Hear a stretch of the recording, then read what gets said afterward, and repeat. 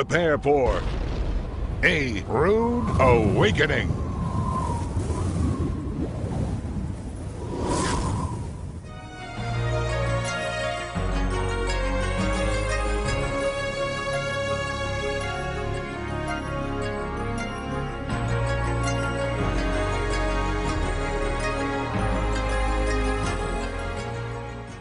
And so it is that we see that things have uncovered on the Temple Mount. Now I'm going to show you why it's important. It's concerning the Ark of the Covenant. This is what the Ark of the Covenant looks like. First of all, the Ark is a box. It's made of acacia wood. It's covered inside and out with gold. On the four corners are four rings, and in those rings are two staves that are slid into these rings by which the Ark is transported by four priests, four Levites. In the ark are the tables of stone. And at the time it went into Solomon's temple, that's all that were in there. The covenant, which is the Ten Commandments, God's everlasting covenant with his people. Over the ark is a mercy seat, or a lid for the Ark of the Covenant, and you've seen a couple different renditions in America. There are dozens of different renditions over in Israel, but this one, after the ark was found, now we can show you what it looks like. First of all, the lid, or the mercy seat, would fit down tightly over the ark, and the angels, instead of kneeling down across the top of the ark, are literally standing on each side, with the lid, or the mercy seat, attached to them. And you see that they would, as they stand on their feet, they literally are the support, and so that the mercy seat would never touch the ground. Rabbi Robert Benbow, he is the descendant of British arms makers, Jewish arms makers, Ben Bow, or son of Bow, and he has the Sword of Solomon. The Sword of Solomon was made by Sephardic or Spanish Jews, and on the hilt of it, it shows the Ark of the Covenant with the angels standing on each end of the Ark of the Covenant with their back wings going across the back of the Ark and joining together. And what it literally forms, as you can see, is the back of the throne of God. Their wings form like the back of the throne. It is literally the throne of God upon the earth. When God told Moses to build it exactly like I tell you to build it, then he said, if you do that, then I will meet with you face to face above the mercy seat, and I will speak with you there. And so Moses would stand before the Ark of the Covenant, the glory of the Lord, upon the Ark of the Covenant, and there he would commune with God. And it was before the Ark of the Covenant that each year the high priest on the Day of Atonement would go in before the ark, taking a fire pan full of incense from the altar of incense, and the smoke of that would go up and completely cover the mercy seat so that the high priest was not blinded and killed. And so the cloud would cover, from the incense, would cover the mercy seat, and then the high priest would stand before the Ark of the Covenant. As he stood before it, then he would sprinkle the blood on the right side, or on the east end of the Ark of the Covenant. Always on the east end of the Ark of the Covenant. For thousands of years, always on the east end, never on the west end. Why? No one could ever tell you. But when the high priest went in before the Ark of the Covenant, you did not disobey God. You followed his instruction implicitly, because it is a rehearsal. It is a living oracle that the high priest was commanded to perform, and it was done only one day on the highest day of the year, Yom Kippur, in which day, even to this very day, we never eat. We don't drink, we don't brush our teeth, we don't even put water and rinse our mouth on that day. For 24 hours we just fast and afflict our souls before the Lord. And it is a feast in which there is a future fulfillment of this. Now, I want to take you to the Temple of Solomon, because this is what Solomon built to house the Ark of the Covenant, and the Ark sat at that location. The Dome of the Spirits sits right over the stone that sat in the Holy of Holies, and I want to take you there to see this. This is the, as you look at the base of this, you will see the stone upon which the Dome of the Spirits is sitting. It's not attached to it. And you see the pillars, the columns there, and now I want to take you to a representation of that. You see the Dome of the Spirits? I'm going to take away the dome, and you see the 8 pillars. Take away the pillars, and so you see the foundation stone.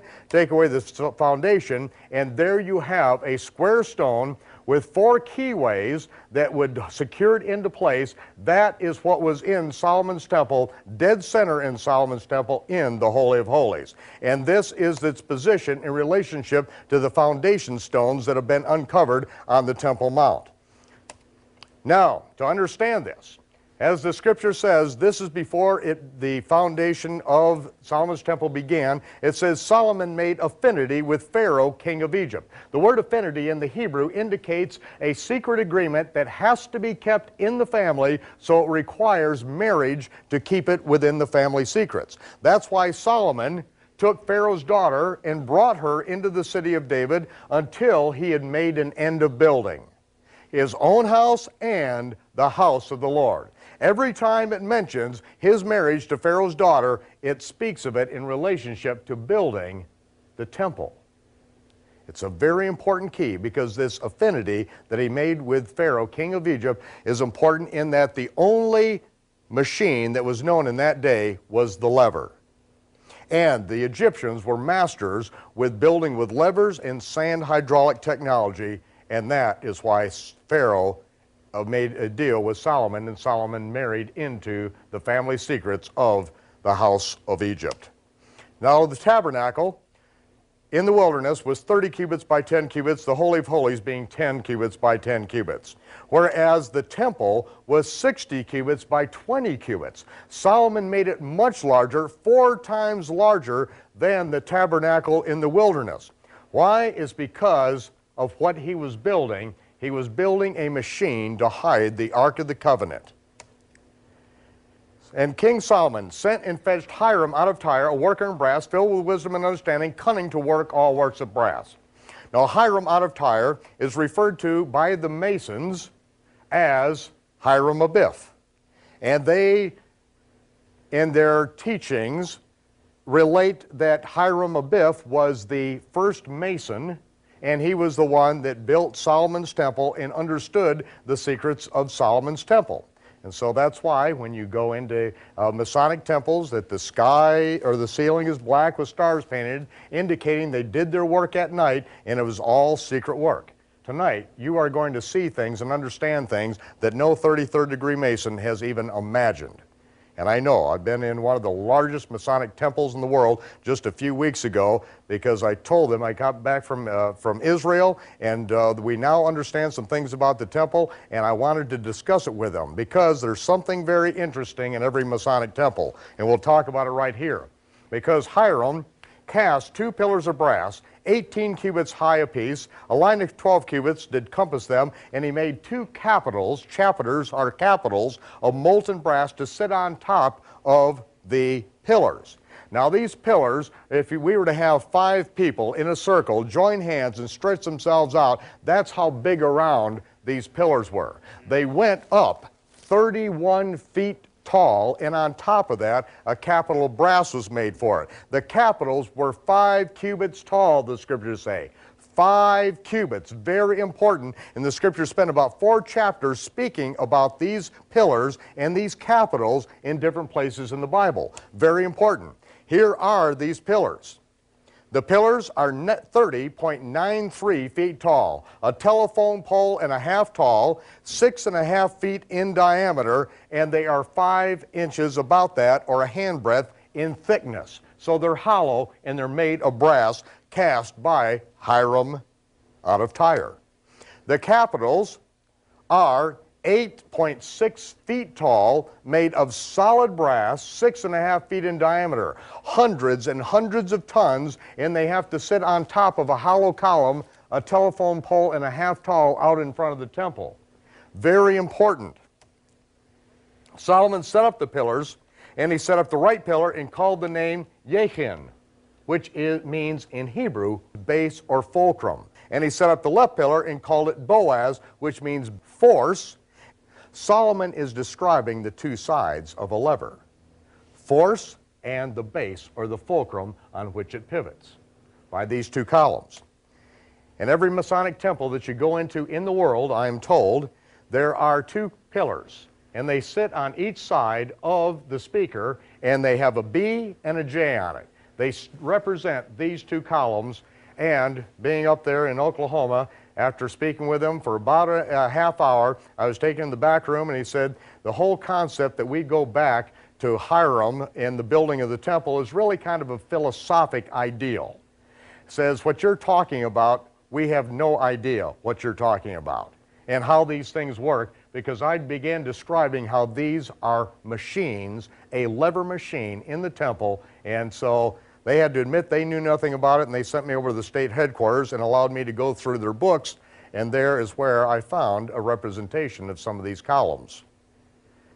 And now you're going to understand the rest of the story, because here is where those columns stand, out in front of the temple, and they support nothing. There they are in relationship to the rest of the articles of the furniture, and as we see, the Ark of the Covenant is not yet in here as I'm showing it on this particular slide.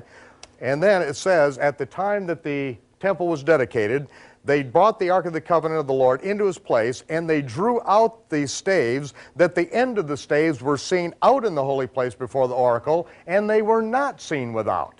And there they are to this very day. What does it mean they were seen without and not seen without?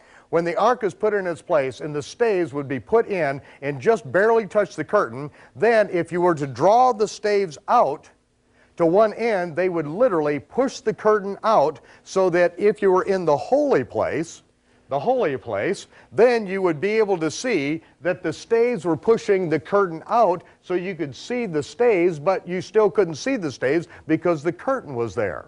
So you could see them, but you couldn't see the staves. And what it allowed it to do was the Ark of the Covenant sat completely in front of this stone. The staves were completely pulled out to one end. Why? Because this whole stone is a room, an elevator room that's operated by sand hydraulics and a lever system that Solomon built in the temple. And now you're going to see how this works. Because when the dedication of the temple occurred, the glory of the Lord filled the house, and this spoke Solomon these two sentences after 7 years of building. The Lord said that he would dwell, it says in English, but Hebrew, it's a very unusual word. It's shakan, which means an established place to inhabit, and he would shakan in thick darkness, which is arafel, which means to be obscured from the sight of men. I, Solomon, have surely built thee, Yahweh, a house to dwell in, and there the word dwell is Zebul, which means an exalted residence, and a settled place, Makowan, a fixed place for thee to abide forever. Solomon was giving us a riddle that not only had he built an exalted residence, but he had built another place for the ark to remain forever. And the word forever in Hebrew means an extremely long time, not necessarily for all of eternity, obviously. 500 years later, Nebuchadnezzar, king of Babylon, came. He and his army pitched against Jerusalem, and he built a siege wall all the way around Jerusalem. And from that siege wall, Nebuzaradan, the captain, launched with these huge siege engines these huge rocks, boulders, and busted down the walls of the city of Jerusalem. Nebuzaradan then, when the breach was made, and when they took it and they defeated the soldiers, Nebuzaradan and his troops went up onto the Temple Mount and walked into the holy place, because they were after the greatest archaeological treasure, the most wonderful treasure in the entire world, the Ark of the Covenant. When they walked into the temple, what did Nebuzaradan find in the holy place? Nothing. There was nothing there. It says that he burnt the house of the Lord, the king's houses, all the houses of Jerusalem, completely ransacked and destroyed the whole city. What was he searching for? He was searching for the Ark of the Covenant.